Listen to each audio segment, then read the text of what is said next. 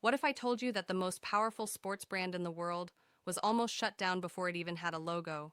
That Nike, yes, Nike, was born out of debt, failure, and a waffle iron, and that its iconic name was chosen at the very last minute by a man half asleep.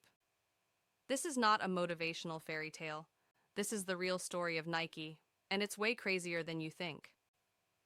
In the early 1960s, Phil Knight was not a billionaire. He wasn't famous. He wasn't even successful. He was a shy, introverted runner from Oregon who had one simple problem: good running shoes were too expensive.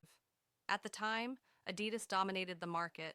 If you wanted elite shoes, you paid elite prices. So Phil had a crazy idea. What if he imported high-quality shoes from Japan and sold them cheaper in the United States? No investors, no factory, no brand, just a suitcase full of shoes.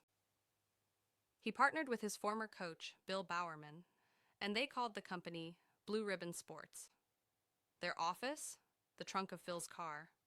They sold shoes at track meets, one pair at a time, hoping not to go broke. Bill Bowerman wasn't just a coach. He was obsessed with performance. He constantly experimented with shoe designs, looking for any edge that could make athletes faster. One morning, while watching his wife cook breakfast, Bowerman stared at the waffle iron, and suddenly, it clicked. That grid pattern? It could be a revolutionary soul. He poured rubber into the waffle iron, ruined it forever, and created the prototype of what would become one of the most iconic shoe soles in history. This design changed running shoes forever, but success still wasn't guaranteed. By the early 1970s, Blue Ribbon Sports was collapsing. They were drowning in debt. Their Japanese supplier was threatening to cut them off. Banks didn't trust them. The company was weeks away from dying. They needed a new identity, a new name, a fresh start.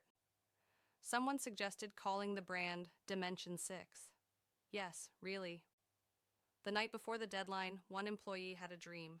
In it, he heard a single word: Nike, named after the Greek goddess of victory. Phil Knight didn't even like the name at first, but there was no time left, so they went with it. ACT4, the swoosh that almost failed. The famous swoosh? It cost $35. A design student named Carolyn Davidson created it. Phil wasn't impressed. "It doesn't really wow me," he said, but again, no time. The swoosh stayed. Years later, when Nike became a global empire, Phil gave Carolyn shares of the company. Those shares would eventually be worth millions. Nike didn't become Nike because of shoes. It became Nike because of risk. In 1984, Nike took a gamble on a young rookie basketball player who had just been cut from his college varsity team. His name? Michael Jordan. Nike built an entire brand around him. The Air Jordan line was born. The NBA tried to ban the shoes. Nike paid the fines. Sales exploded. And Nike went from a struggling shoe company to a cultural force. Today, Nike is worth over $100 billion. But its story isn't about perfection.